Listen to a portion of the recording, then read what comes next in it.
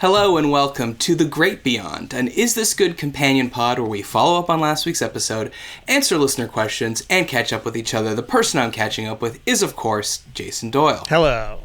Hi, JD. Thanks for coming today. Thanks for having me. No problem. I'll ask you right off the bat. Did anything good or not good happen to you this week? Well, something not good happened to me. Oh no, flying high last week and now come back down to earth. I literally flew too close to the sun because I got heat stroke yesterday. So how did that manifest itself? Well, it was like a heat hangover, I would say, you know. On Sunday, we played pickleball in the sun for 3 hours, and then on Monday, Monday, we played for another 2.5 hours. I was playing in my league, again in the super hot sun, and when I woke up yesterday morning, I was just on my ass, like lethargic, super dehydrated, headache, all that stuff. Hadn't been drinking or anything, so I knew it wasn't one of those headaches. So I was just... Notice that he has to say that out loud, huh? Because everyone's assumed he had a little bit of a little tipple. Yeah, no tipple over here. So yeah, I was like laid up basically yesterday. So it was not good. Did you have to record a podcast? I didn't, thank God. But I did. I was sort of prepping stuff because we did a No Buns crossover. So there was work to be done. Okay. But for the most part, it worked out great because I could just lie flat on my back all day, catch up on my stories, and I watched the HQ trivia doc. The CNN. The CNN. I think it's called Glitch. Our man Scott Rogowski and neither of the close personal friend Scott Rogowski. Yeah, well, to be honest, he felt like our close personal friend. You're right. Every day, basically, for months, we would drop everything at 3 p.m. and play this stupid game, which was actually, as I remember it, pretty hard. Like I think we only won once. Well, that was the sad part about it, was that we were usually 6 people playing. Yeah. And eventually we thought, hey, why don't we do this on 5 separate phones so that we'll have 5 theoretical chances. That's right. So, like, let's say we're sure it's down to these 2 options, and we have 2 phones left. We'll be sure to get one of them right. Right. And yet, even with that system, we only won one time. Yeah, but these are not stupid people. No, this is 6 grown adults who have been around the world a few times, cumulatively. A lot of experience under our belts, and the questions were quite hard. Also, the system was inherently flawed because inevitably one of us would go rogue, right? We'd be like, fuck, it's Wilford Brimley. I'm 100% sure. I don't give a shit. Boom. And let me guess, I was probably yelling at that person. Yeah. Being like, you gotta trust the system. The system will not fail us. Yeah. So I remembered that I think we might have won twice, but there was one time that we won. The first time we won, I was like, I'm sure there's footage of it because we film everything. It was in our office back in the starters days. And I put a call out on our WhatsApp. Does anybody have this footage? And of course, I had the footage because I shot it. It was on my phone. And so this was, I have it. I'm going to play it for you. This was us winning HQ Trivia. It was January the 29th, 2018, I think, or 2017. No, it was 2018. So, wow. So here it comes. That's 5 years ago already. That's crazy. I know. Wait till you see Trey's beard. It's like completely black almost. There's no gray in it at all. And thank God I'm not in it because I would feel so depressed if I saw myself. But here. Well, were you skinnier back then? I was actually, I was in much better shape than I am right now. All right. Okay. Go ahead. I'll just imagine you ripped. If you're watching this or listening, just know the person holding the camera has a 6-pack and the sound is reverberating off of it. All right. Here it comes. All right. Q12, which U.S. president has a mustache but no beard in his official presidential portrait? Benjamin Harrison. Okay, we don't know. We're guessing. So the question is, which president had a mustache and no beard in his presidential portrait? Exactly. For all the Oh man, what a tough question. So Skeets thinks he gets it wrong. Mm-hmm. It's Grover.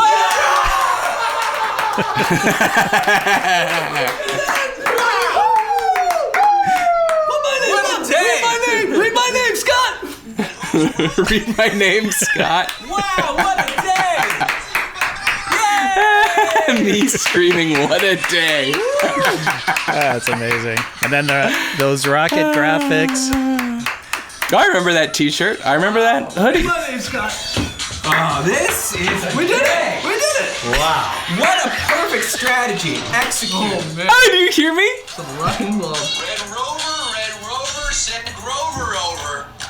366 winners. 66 HQD stepping into the winner's circle, splitting $2,500. That's good for $6. $6 a person. We won $6, and that was we put in probably. Let's see, we would do it once a day. Let's say it 20 minutes. So if every 3 days is an hour. So, I mean, we're talking at least 50 hours. Oh yeah. And we made $6 divided by 6, which is $1. It's $1. Which we couldn't cash in because at the time I think it was you couldn't cash it in unless you had won over $20. But then in the documentary, apparently people weren't getting that money anyways because because they didn't have it. They didn't have it. Yeah. Yeah, it was. I saw that when it came out, which was at least a few months ago, if not more. Yeah. So I'm just going on memes here. But well, first of all, do you hear me in the video screaming? I forget what exactly I said, but something like I just screamed like, "What a strategy! What a perfect strategy!" I think that was one of the few times we stuck to the strategy. Yeah, can a strategy be perfect if it works 1 out of every 100 times? I don't know. You also reminded me in that clip of how some of us, we were all sitting around one table. This is in the starters days when we all lived in Atlanta. I saw Lee was there standing over Skeets' shoulder, so we were full squad. Some of you guys were using those computer, like those laptop holders. You know what I mean? They set the laptop above, and it used to drive me nuts because I couldn't see anyone's face. Right. Because it was like exactly at eye level, at face level. What do you think? You miss being in an office all day?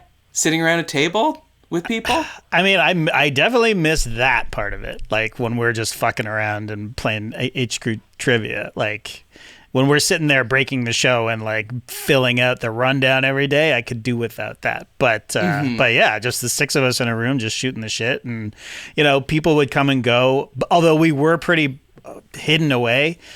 But yeah, just being in an office and leaving my house was enjoyable. Yeah, well, do you think that's why you were in better shape? Oh, 100%. 100%. Because you would get there and go to the gym in the office, right? I would do that, but then I started going to like a small group training on the way to work. On the way to work. So that and you said the thing you missed the most from not working out at the gym at work was you didn't get to see enough of our coworkers' penises. That's a huge not a perk. What's the opposite of a perk? I can't think of one. I can't think of the word because to me it's a perk. Exactly.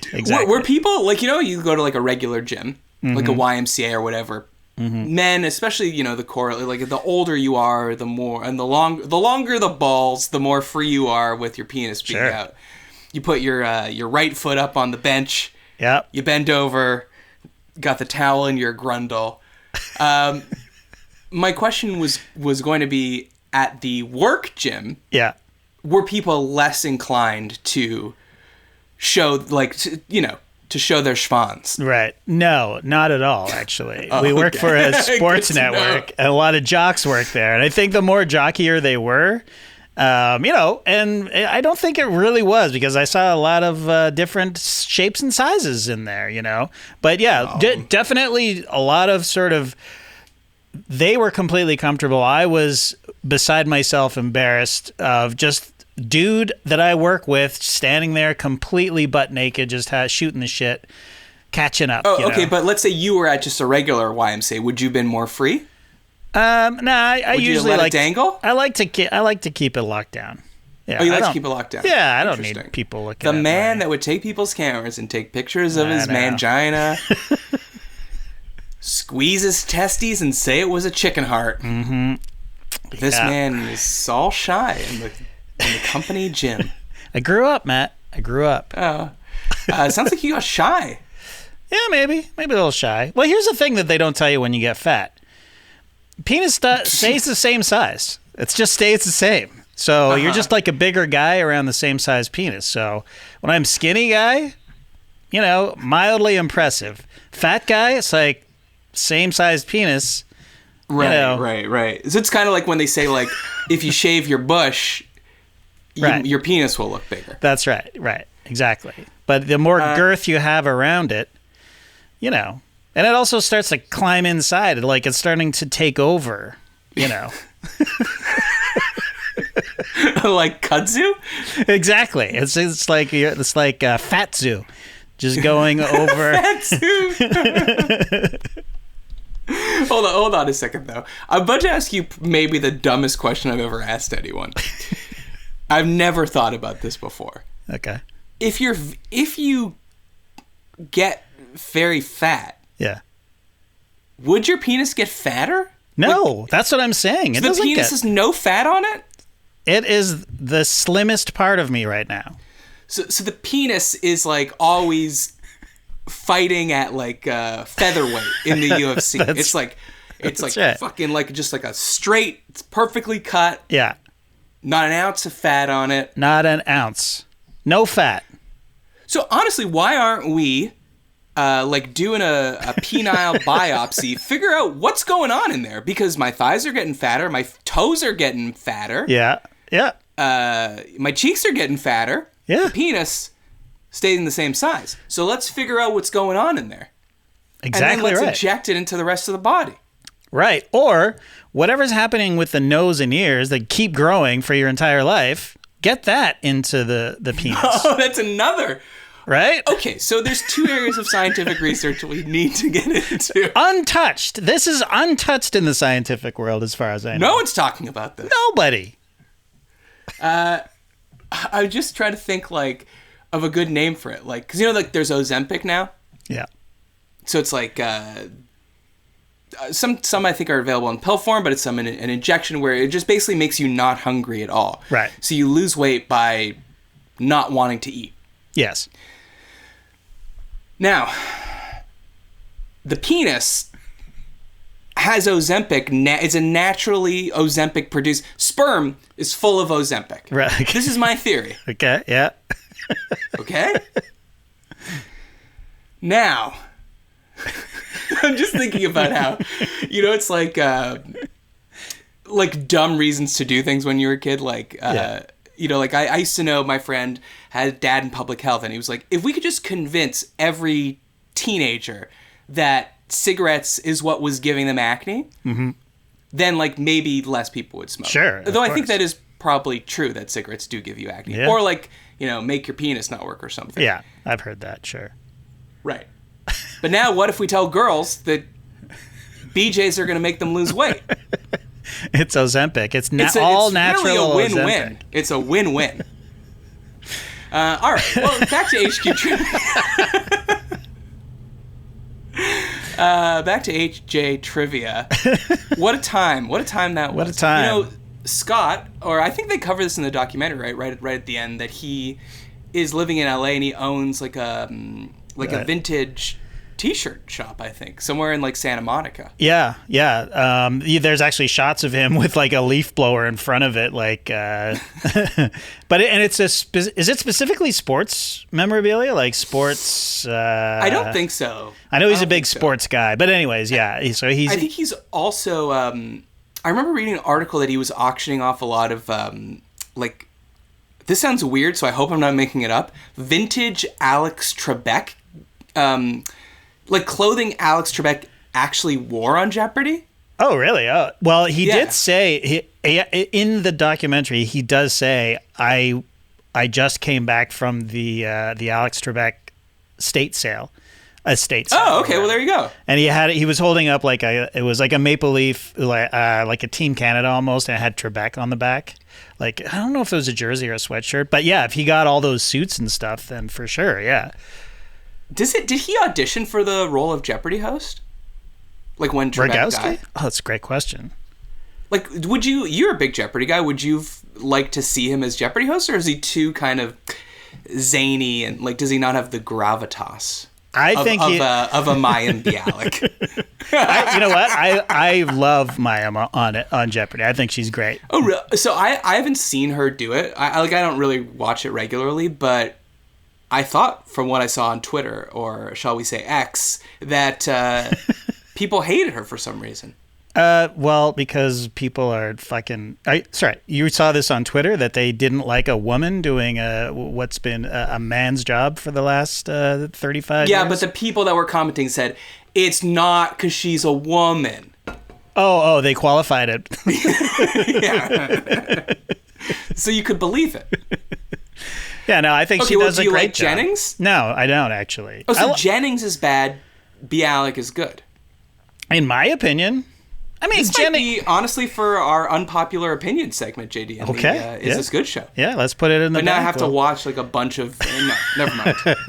I'm not watching 3 hours of Jeopardy to prepare. I think hiring Scott Rogowski to do Jeopardy would be a next level galaxy brain move. I think it would bring young people in. I have such affection for Scott Rogowski just from HQ Trivia. I think he's one of the most talented guys out there. I was thrilled when he got the baseball show with Adnan. Mm-hmm. I guess that went away. I didn't. It was on DAZN, and I think I don't even know. Oh, it's DAZN? I don't know. Yeah, it was DAZN. Oh, okay, yeah. So, hey, he seems to be doing okay, but if there's another game show, like, they should bring him back because he's amazing. He's so fast on his feet, and and shout out to Sharon and all the rest of the HQties. They're all great. Okay. Oh, don't you slander Sharon. I remember that was a big thing in the office when we'd all turn on our phones. I think it was at 3 p.m. It's like 2:59. We're so excited. 3 p.m. Someone else pops up. We're like, who's this guy? We need the quiz, Daddy. Yeah, I mean, we loved him. It sucked. Yeah. It is funny because, like, I remember watching that documentary and thinking, we have no idea. Maybe he's, like, super happy. He's a fulfilling life. He has more time to live a more balanced existence, and he's in great shape. I mean, I don't know. Right. But I just remember thinking, this feels a little bit sad. Oh, yeah, like, totally. I mean, HQ Trivia was like a fucking sensation, and they were raking in money. I mean, I don't know. And they had, like, no overhead, right? In the doc they cover, they're just, like, bootstrapping it, barely, like, they're recording this in, like, a closet of their office. Yeah. With a small team of people. And then, like, Nike's coming on, and all these brands are coming on. Like, The Rock was on promoting, I forget what movie, maybe Rampage or something. Yeah. Paying them a shit ton of money. And, like, watched by millions of people, and then it just goes away. Yeah. It's crazy. It's really fucking sad, to be honest. Yeah. And that's why it's better to be us. Very, right. Barely popular. Yeah. Just lurk at the bottom for the year. A little bit more popular. But then you go back down to being marginally popular. Just not bothering anybody. Just dwelling here at the bottom. But we're happy. If you're watching this on YouTube and you see me in a weird room with a picture of a clown behind me, some yoga mats in the corner, it looks like it hasn't been decorated, don't feel bad for me, okay? Because it was never better than this. It was only marginally better than this. That's right. Now here I am. That painting, by the way, that was that creepy clown, painted by Red Skelton. Wow. Famous comedian from I think the 50s. That's worth at least $200. At least. Don't be sad for me. We always got this this nest egg here. I love that. Yeah, apparently it's Jill's. Like, I think her grandmother like had it for some reason. I don't know how. Wow. Let's get it appraised. Anyone from the Antiques Roadshow watching? Let's appraise this. Anyways, we'll figure out the recording situation. Okay, where every time we're trying something new. All right, HQ Trivia. Cherish the memories. Cherish it, yeah. I had something... I don't know. It was a good and bad because I did the move was completed on Okay, that's good. Monday's show with Skeets. Yep. The subjective trivia question, if you all remember, was what is the worst part about moving? The pre-pack, the culling, the packing, the logistics, and the unpacking. And I said logistics. You guys came up with different answers. I forget what you said. I think you said the actual packing. Yeah. I think I was right in the end. Yeah. Because now the move, as far as move goes, of all the moves I've done, and I've done many, it was pretty smooth, I have to say. That's good. But, for instance, they were an hour late. Okay? Ew. Hate that. Now, luckily, I was moving out of, like, an apartment, but it was, like, in a freestanding structure, like a little bungalow. I've mentioned this before. So it wasn't like I was, like, I only have the elevator for an hour, and now they're an hour late. Right. Or, like, I only have that visitor's parking space that's big enough for a truck in the garage or whatever. Yeah. So it's fine. I was just waiting there for an hour, but okay, like, not a stress I needed. The funniest part about the move is that I had, like, prepped my place, because I'd been out of my place for a long time. I had it prepped perfectly for moving. Like, the best I've ever prepped a place is, like, there was no it was like a penis, JD. Not an ounce of fat, okay? Nothing extra in there. Not even the balls. Like, Wow. Everything was, there was, like, maybe 3 boxes. Yeah. Then the rest was, like, all furniture, like, carpets rolled up. The mattress already had the plastic mattress cover on it. Okay. Nothing to walk around. It was, like, super easy. And so I walked in with my bag, like my backpack, had my Yeah. computer in it just in case I needed to do some work. I put it by the door. Or, sorry, I put it, basically by the door. And the guy came in and said, all right, what goes? I said, this. I said, the only thing that doesn't go is my bag. About maybe 30 minutes later, I'm like, oh shit, I gotta email that guy. I'm starting looking for my bag. Can't find it. I'm like, oh boy. Did this guy pack my bag? So he comes back in from, putting stuff in the truck. I go, hey, did you move my bag by chance? He's like, what bag? The backpack? He's like, oh, that wasn't supposed to go? I said, no, it wasn't supposed to go. He's like, okay, no problem. I'll bring it back in. Then I kind of get distracted, and I notice he's come back in 2-3 times, and he hasn't brought the bag back. So almost everything's gone now. So I walk outside, and I go, hey, the bag? He's like, yeah, I put it in first, so I'm going to have to move everything to get it out. So why don't we just give it back to you when we get back to your new place? I say, well, that would be fine, except my car keys are in there. Oh, God. So he's like, oh, okay, well, yeah, it is a lot of stuff to move, but if you really want me to, I could move it. But now I'm thinking, like, not only is it a pain in the ass for him to move everything, now I'm paying way more 'cause it's by the hour, right? Right. So I say, why don't I just hop in your truck, you drive me there, then we'll unpack it, and I'll come pick up my car tomorrow. He's like, yeah, we're not supposed to have everyone in the truck. It's liability issues. We can't have anyone in the truck. So I go, well, what would you rather? Would you rather me come in the truck or unpack everything? He goes, why don't you come on in the truck? So, okay, fine. But these, this is what I'm talking about. Yeah. It's these, like, logistics, these things you can't control. Right. That is definitely the worst part. Now, the other funny thing was, like, they asked me so many questions about, like, they were, like, walking around being like, this is a nice place. Why you moving? If I lived here, I would. And by the way, it's, like, not so nice. It was nice. Right. It was cute. It was really small. Yeah. And they're like, how much was this place? And then, like, they see, like, a guitar pick on the counter. It's like, you play guitar? Then they're like, because there was some boxes with books in it. Yeah. You a reader? I'm like, yeah, I guess so. What kind of books you like? I'm like, I don't know, fucking Hardy Boys. Just, they tickle me, the mysteries they solve. I'm like, I don't know, fiction? Anyways, they were nice. They got it done relatively quickly. It did cost a lot more than I thought it would. TaskRabbit, not as cheap as you think it's going to be. That's all I'll say. Okay. Anyway, so move is done. I like So that they it's a took good an knock. interest in you. Like, Yeah, you're right. Well, because I think there's that thing where it's like, it is maybe a TaskRabbit thing where it's like, they want to be friendly. You know what I mean? Like, right. They want you to hire them to then, I don't know, come install your TV or do an odd job or something like that. Gotcha. They want a rapport with you. They want a rapport. Gotcha. But maybe they were just nice guys. They were really nice guys, and I would happily hire them again. Shout out to those guys. They're listening. They're not listening. One thing they didn't ask me is, got a lot of audio equipment. You host a podcast? Yeah, everybody in LA has that. They're like, is that true crime? I'm like, no. They're like, nah, we're not interested. We're big murderinos. The other bad thing is I am going a little bit crazy because I have not seen any of the movies that I, as a member of society, have supposed to be seen. I know. It's partly the move. Now I'm sick. I don't know if I mentioned this, but I'm furious. I can no longer see Mission Impossible 7 in IMAX because Oppenheimer took all the screens.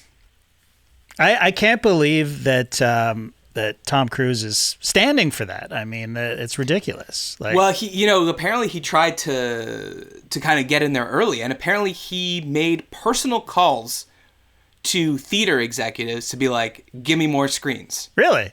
Yeah. Wow. And that's why they also pushed up the date to Wednesday. Dead Reckoning opened on a Wednesday instead of Friday. You know what? But it's not doing well. Dead Reckoning is not doing well. Which is terrible news for me and you in the Mission Impossible fan club. No, it's going to be fine. It's going to be fine. They're already shot the second one, or most of it, so like that's coming out either way. It's going to make its money 3 times over. It's going to be fine. It's an older crowd. Once it comes to DVD. Well, it is an older crowd, and they take their time going out. And it's us. It's us. It's not the fucking Barbenheimers out there. Well, and you know what? You know what's going to burn your ass is that half of these IMAX screens, I think I mentioned this last time, are being taken up by fucking Barbie. No, well, not here. The IMAX screens are all being taken up by Oppenheimer. Well, there's like 3 screenings of Barbie in the day, and then at night it's 1 screening of Oppenheimer in IMAX. Why do you need to see that in IMAX? It looks very vivid, the colors and stuff. It looks well shot and nice to look at. Literally eye candy. But do you need IMAX for that? I don't think so. Well, the other problem I'm running into is you literally cannot see Oppenheimer in 70 millimeter IMAX here. There's 2 theaters that have 70 millimeter IMAX. Okay. And I swear to God, I've looked a week out. And it's the first row. You can't sit in the first row of 70 millimeter IMAX. You can't. Why do they even have a first row? Honestly. I know. That's crazy.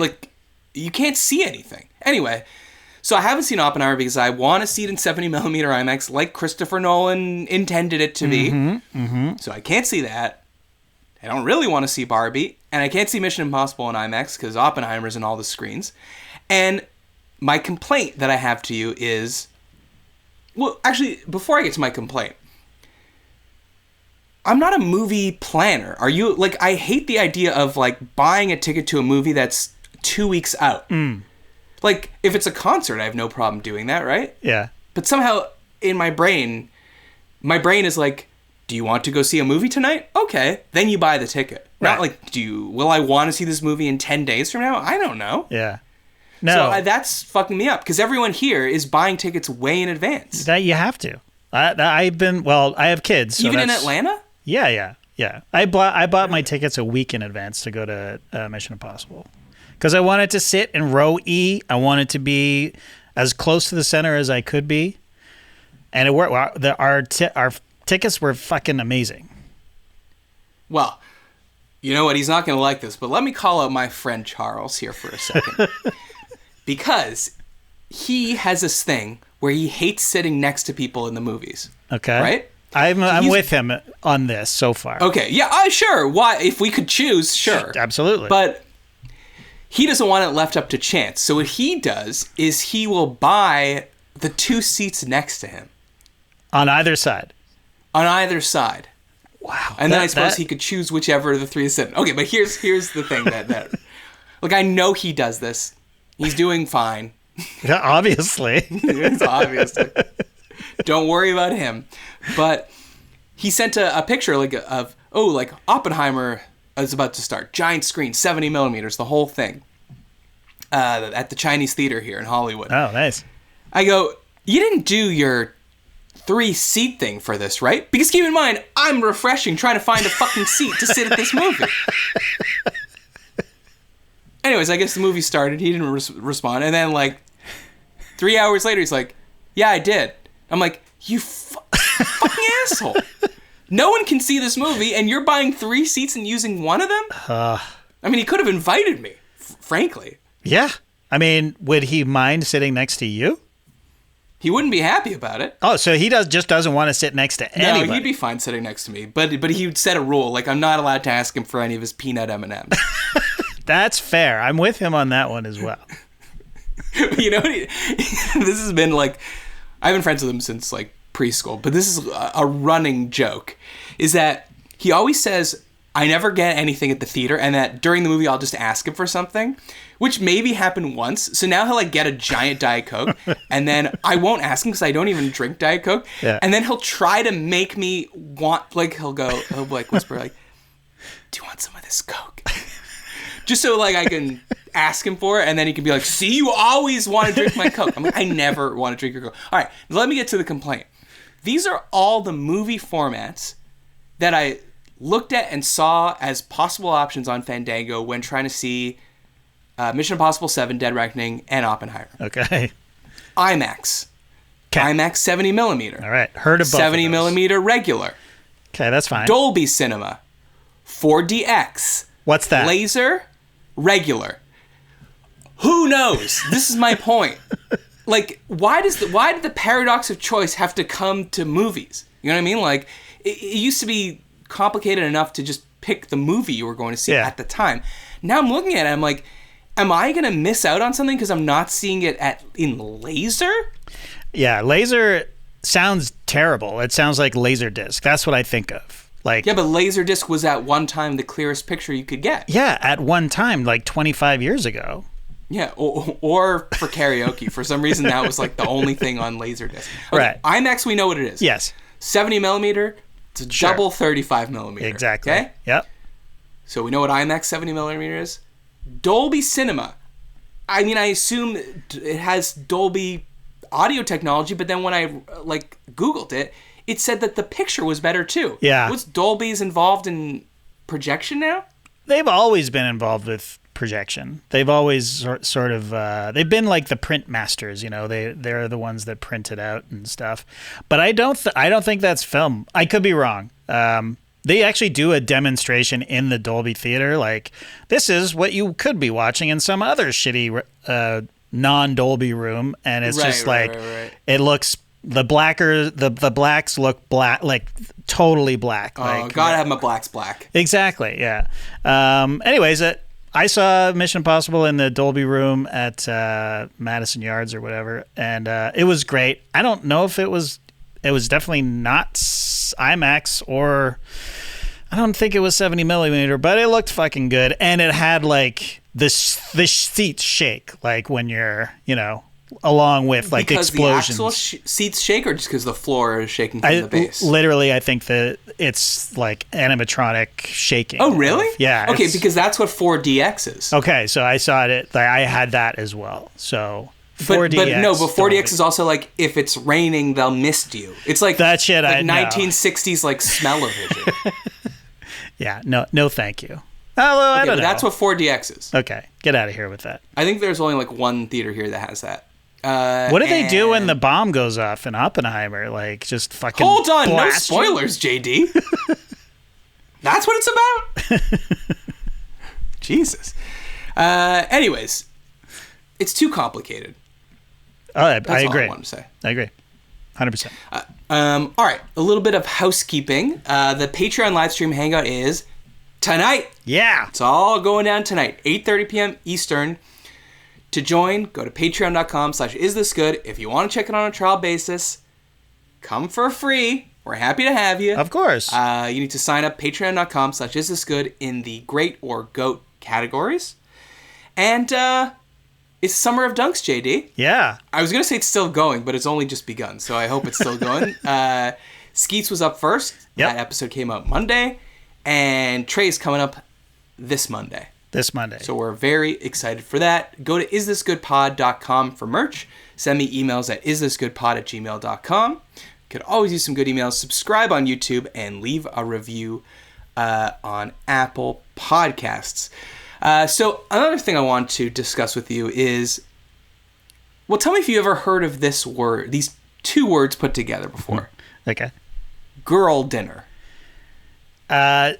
Yes, I saw some, reels and Instagram posts, memes, I guess you'd call them. Just people breaking down their girl meals, charcuterie boards, that sort of thing, Yes. Well, I would say not as composed as a charcuterie board. Yeah. Like, it's just like random shit that you're kind of like picking out of the fridge.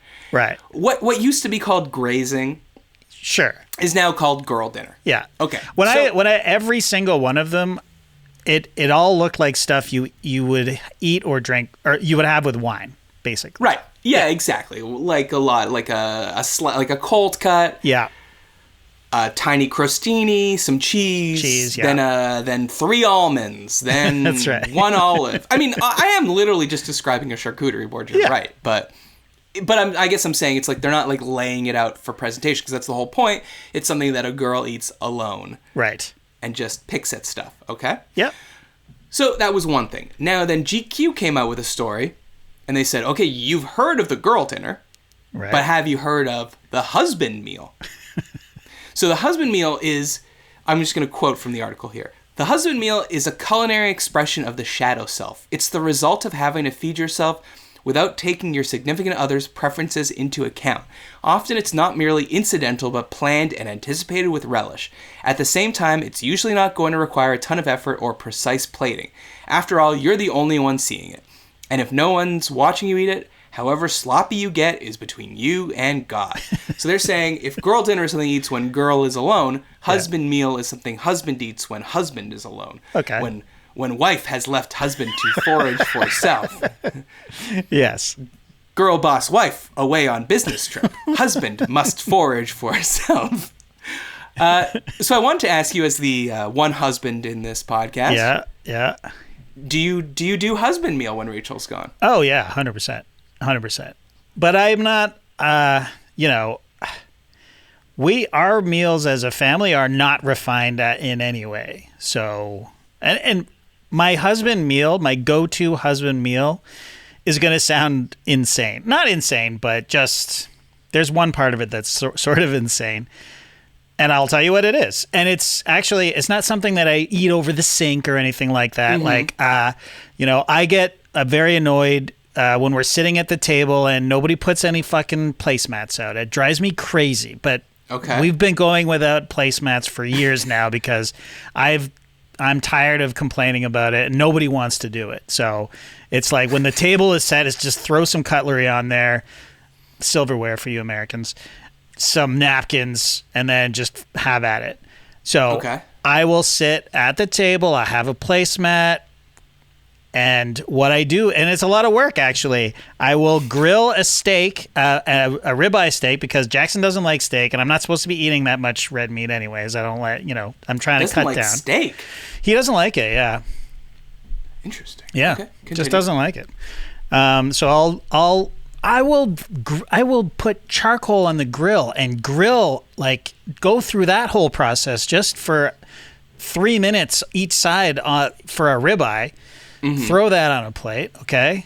I'm having a Caesar salad, and not just like romaine with Trader Joe's dressing. It's like I'm making a Caesar salad. I am. We're putting a raw yolk in there. Putting a raw yolk. I got some anchovies chopped up. Anchovies? Hell yes. No, I'm not doing that. But I would. Not doing that. If I knew how to do that, I would do that. A little bit of lemon zest, some Parmesan, that whole thing. And then I'm making one of my guiltiest of guilty pleasures, rice-a-roni. I love it. Nobody loves it. Interesting. I fucking love rice-a-roni. The San Francisco treat? The San Francisco treat. Do you feel as if every bite you take, you're on a trolley going uphill? I do. As the Full House theme song plays? I absolutely do. And then I'm having like, a glass of wine, and not just like a shitty glass of wine. I'm having like a nice Cabernet Sauvignon to go with it. Okay. And that's my husband meal. Okay. I mean, sounds lovely to me. I mean, it's not sloppy or gross as GQ is saying, because my problem with this, with gendering this, is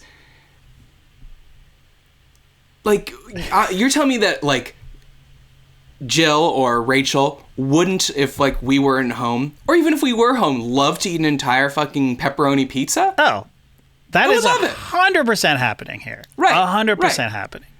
Now, I would love to do that too. She's putting Ruffles on a plate and like throwing some American cheese on it and putting it in the microwave. Right. And Right, that's what those I'm are saying. not. We're having nachos for dinner. Yeah, that's what I'm saying. I've seen just as many girls do a girl dinner, like picking at shit, as will like order something fucking gross. Yep. All right. Good. Yeah. Equality. I would like to introduce a third category, okay? Because if husband meal is what happens when your wife is away, you know, maybe it's a rare occasion, you're like, I want to order the extra large pepperoni pizza. I want to order that thing from Pizza Hut that like comes in a box and you slide it out, and there's like little compartments. There's like 8 wings in this little box, and there's cheesy bread, then there's a pizza, then there's somehow there's like a 2-liter Coke flat on its side or something. Anyway, you can't do that when you live alone. When you're a man that lives alone, because you can't eat that way all the time. But you're also not like doing like a nice composed meal every time, because it's, I don't know, at least I find it's sucks to cook for one in that way. Totally. So I would like to introduce the monk meal. Okay. That's what I did when I lived alone forever, especially during the pandemic when I wasn't really seeing anyone. Okay. And that's when you're eating alone every time. Yeah. But it's every meal, so you have to make something kind of healthy. Mm-hmm. But it's just the same thing every night. Okay. Over and over again. But you're the only one eating it, so you don't really care. Right. So what is it for you? Like what would the monk meal be? The monk meal is basically like chopped vegetables, sautéed. I guess you could call it a stir fry, but I mean, people hear stir fry, they think Asian ingredients and stuff like that. But it would usually just be chopped vegetables, whatever I had in the fridge, and then a little bit of rice, and then maybe sometimes protein, like a grilled piece of chicken or something like that. That's it. Sounds great. Just one, like kind of like a one-pot meal, basically. Yeah.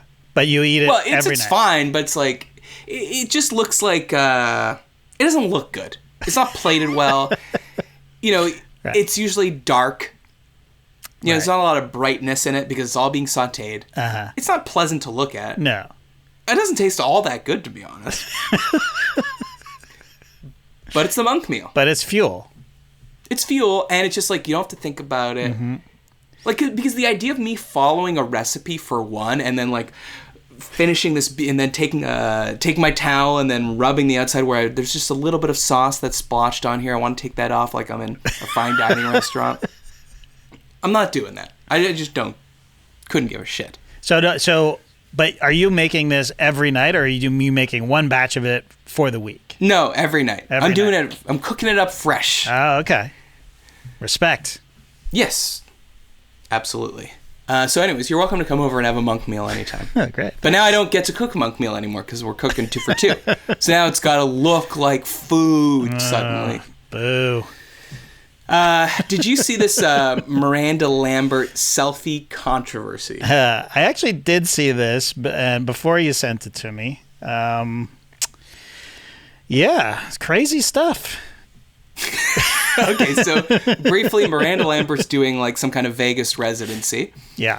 And last week she was doing a concert. She was singing from the video, it sounded like a slow song. Not very familiar with Miranda's catalog. Same. But like a ballad.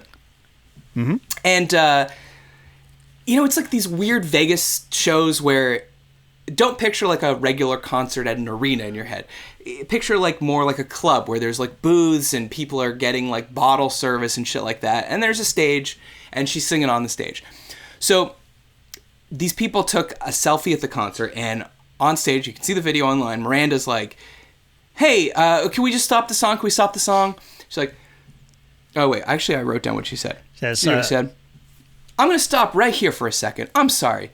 These girls are worried about their selfie and not listening to the song. It's pissing me off a little bit. Sorry, I don't like it at all. We're here to hear some country music tonight. I'm singing some country damn music. Okay.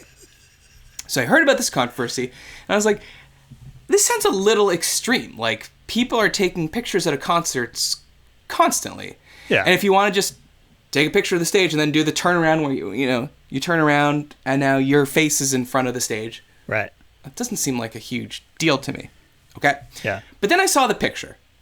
Right. And now my opinion is completely changed, and I'm on Miranda Lambert's side, which seems, from reading the internet, to be the minority position here. Oh, so, I'm 100% on her side.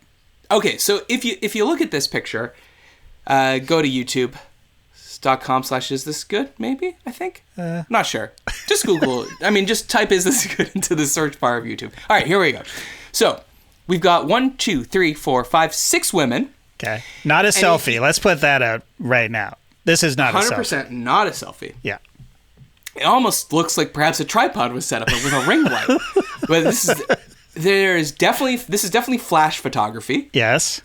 And they've very posed this, right? So there's 2 women on one side, 4 on the other, and they've left a little gap through which you can see Miranda Lambert. Right. They're very close to the stage. They're maybe 2-3 rows back. Yeah, I would say. And Miranda's completely out of focus in the background singing her ballad. And they're in the front. Basically, my point is this picture took time to set up. Yes. And it would be fucking distracting to see 5 people suddenly standing when everyone else is sitting in a booth with their backs turned to you, going "Oh, do you stand there? No, we can't see her." And then they're talking to the guy "Can you see Miranda through us?" He's no, you move to the left. You move to the left. Anyways, people on the internet are defending this. They're basically being it's a concert. It's supposed to be fun. All right, Adela Kalin. That's the person that took this picture and posted it on her Instagram. She's a Las Vegas-based influencer who has more than 17,000 followers on Instagram. Congratulations. Well, fucking killing it, Adela. But listen, this was another picture. It's not like that was the only picture they took. Right. Then they took another picture where they were "Oh, let's not do Miranda in the middle. Let's do Adela in the middle." Right. Which one do you think is Adela? I know it's for a fact it's the white woman. The white woman. Just when I say the white one, I don't mean the white woman. I mean the one wearing white in the middle. I don't think that's her. I think it's the one next to her. Oh, is it? Well, that's the woman. They look very similar. That's where I got this picture off of her Instagram account. So I don't know, maybe. And then here's another one. So there's another one. They're taking lots of pictures. Okay, wait. So go back to the other picture. Okay, so you're right. It is the woman next to her. Yeah.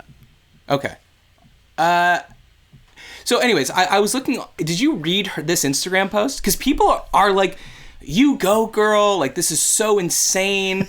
Anyways, I wanted to just read you one comment. This is Adela left this comment. Okay. So I guess this person, Margaret, had written "Wow, I can't believe that Miranda did that to you."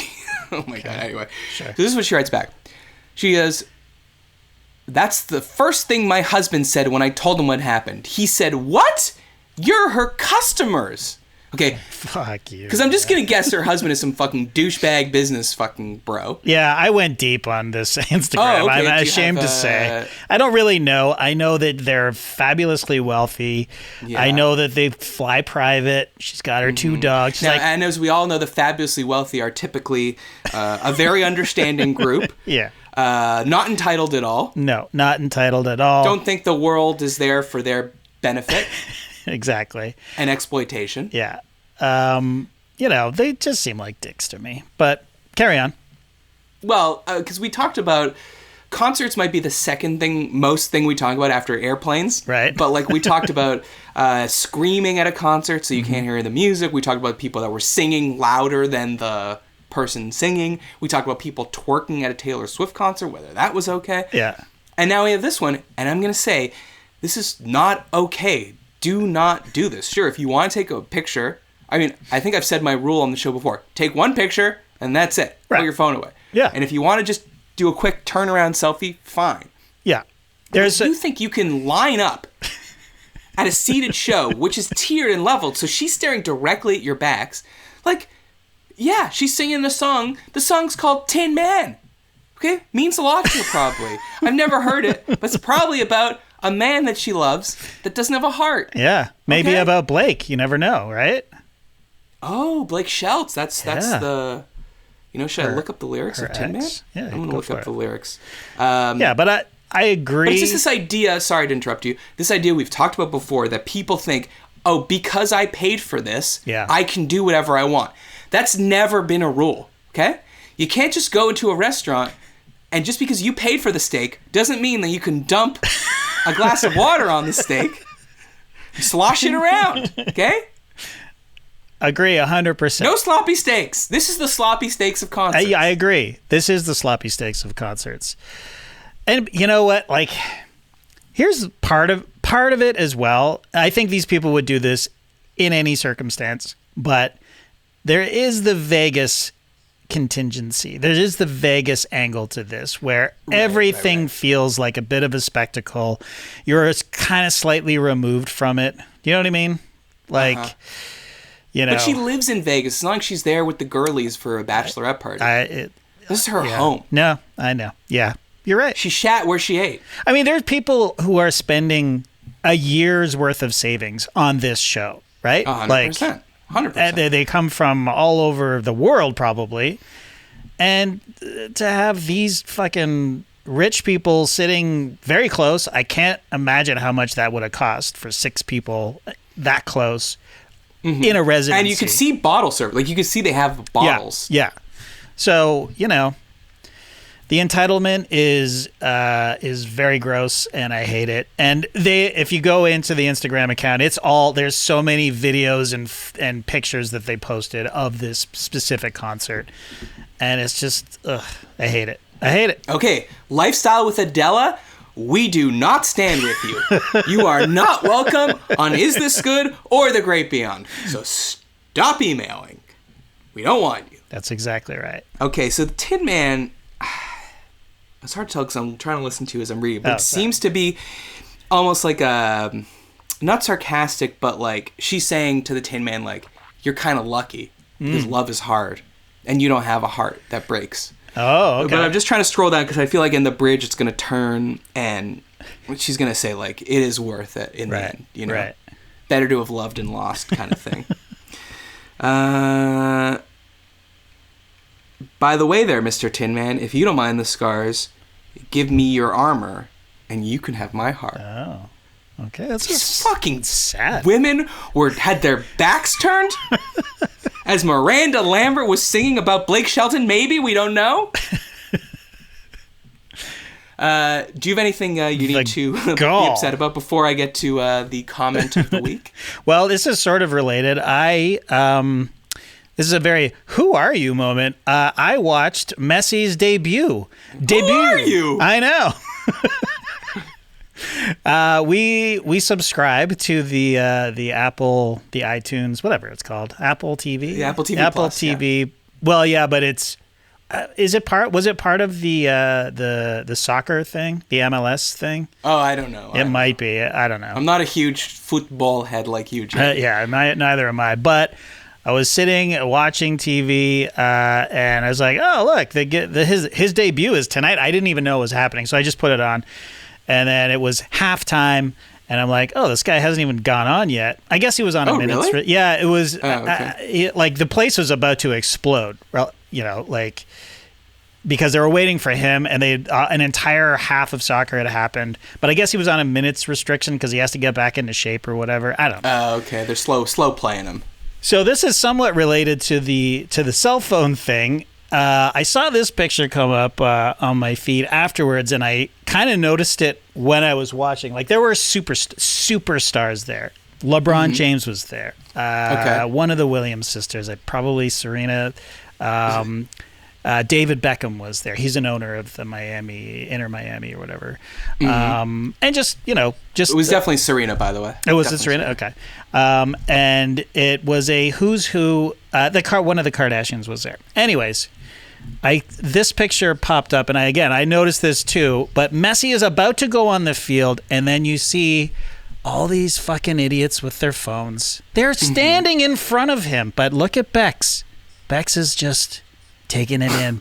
He's just like a proud papa, a proud owner is like taking in the moment. Wait, David Beckham owns this. So, yeah, if you don't know what we're talking about, and I don't even know, but okay, tell me if this is right.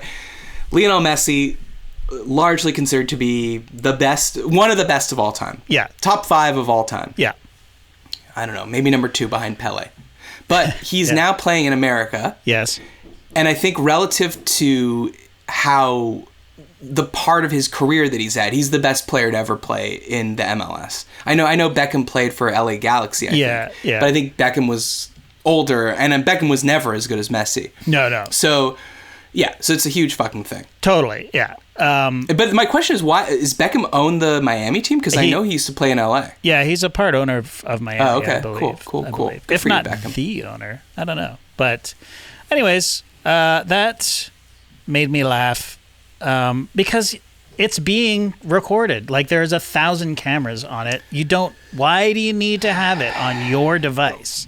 Well, ironically, though, I watched the Miranda Lambert incident as from someone's recorded video in the crowd.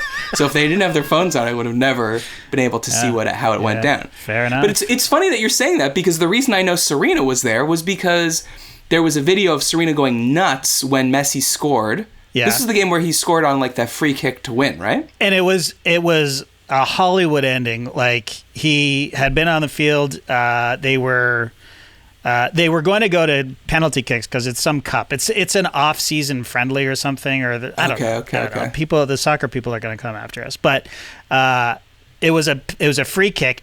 He kind of flopped in front of the goal, basically. He got a free kick, and there was a wall of people. And I think it's his signature thing is he just sort of he can bend the ball like Beckham, I suppose. But he just kicks it over. The crowd of guys who are cupping their balls and stuff, and it goes in the net, and it's like it was like 2 minutes overtime. It would have been going to penalty kicks if this hadn't happened, and he literally won the game. So his first outing out in MLS, huge debut, and people lost their minds. And Rachel was next to me. And she was getting ready to watch it, and then she just completely fell asleep. Like, she does that. She'll just here it comes. This is good. She's not getting enough calories from her girl dinners. That's right. Have more than 2 almonds for dinner, Rachel. No, she and then she just sort of conked out right when it was happening, and then I was like, "Oh, don't worry, they're going to repeat it. Like, this is the most historic shot probably in MLS history." No replay. For literally 15 minutes. That's why you got to record it, JD, on your own phone. I guess rely so. On these soccer replays. I guess so. But I was going to say the reason I knew Serena was there is because I saw a video of he scores the goal. They cut to the crowd. Yeah. I guess this was in the broadcast, and Serena's are going fucking apeshit nuts. Yeah. Like, she's super psyched. But then to your point, next to her is old Kim K with her. Oh, shoot, I don't want to screw this up. One of her children on her lap. Okay. And they're looking at a phone. She misses it completely. Like, you could see Serena's like, wah, going nuts. And then, only when Serena goes nuts, so the ball is already in the net, Kim K looks up like, well, what happened? What happened? So there you go. It's pathetic. There you go. It's pathetic. Well, you said people might email us because we don't know anything about soccer. But to end the show, I would like to apologize because I have angered the disc golf community. Okay? Not the Frolf community. I've learned that it's not the Frolf community because Frisbee is a brand name. Yeah. This is disc golf. I'm just going to read you some... honestly, nothing. We've almost been doing this show for a year. Nothing that I have ever said has garnered this much mail. I could have said, like, you know what? Children should not be allowed out of the house ever. Yeah. And some people would be like, oh, I guess they are kind of loud at restaurants. But I said that disc golf was boring and that they only use one disc for the whole course, and people were upset. Well, hold on. Booyah machine. Weren't you the one that said they had different discs? No, Skeets was saying that. Oh, okay. And I very confidently told him that wasn't true. So, Booyah Machine says, best part is Skeets perfectly inferring the mechanics of disc golf while MattyO, with all the confidence in the world, repeatedly tells him he's wrong. Galenciaga says, good thing disc golf wasn't the topic of subjective trivia because you, MattyO, know nothing about the game. Skeets is right. Like regular golf, disc golfers carry on many different discs for different situations. I like this comment from Alex Hayden. You know nothing about disc golf. Nothing. Have you ever even watched a PDGA event? And it's not Frisbee golf. Frisbee is a brand. Discs are made by many companies. Good thing you uninvited yourself to any disc golf outings before ever being offered. As LeBron once said, be better tomorrow. But I have to think Jason Friedman wrote a very nice email to us. Aaron Dow sent an email to actually the No Dunks email, which was forwarded to me. Mm-hmm. He wrote a nice little explainer with like my preconceived notions, and then he was like saying why they were wrong. Yeah, that was a nice one. Yeah, it was very nice. So basically, yeah, they do bring different fucking discs, like just like in golf, where you have the driver and then the wedge and then the putter. You got, I don't know, the driver disc, which I'm assuming is bigger and heavier. You'd think, yeah. Travel further. Yeah. Hey, you learned something. You learn something every day. I apologize. Still not going to play. I'm going to say one positive thing about disc golf. Unlike regular golf, where to play it, they have to like take over giant blocks of a city and then plant grass and then water that grass in a drought. And then usually it's only open for private members. At least the disc golf people are just setting up their metal cages in regular parks. You know what I'm saying? Yeah, no, I hear what you're saying. Respect. Yeah. And then I'll have to think of other nice things to say about it. Listen to next week's show. That's coming up Monday, July 31st. The guest will be Trey Kirby as the Summer of Dunks continues. And of course, tonight, join us for the Patreon live stream hangout, 8:30 p.m. Eastern. Go to patreon.com/isthisgood to sign up. Email us at isthisgoodpod@gmail.com. Don't take the summer off. No. Summer's happening. You're out more. Maybe your brain's less on work, more on Is This Good topics, okay? Yeah. Subscribe everywhere. Leave a review on Apple Podcasts. My voice is gone. So let's end this here. This was JD and Matt reaching out from the great beyond. We'll see you next week. Or tonight. Bye.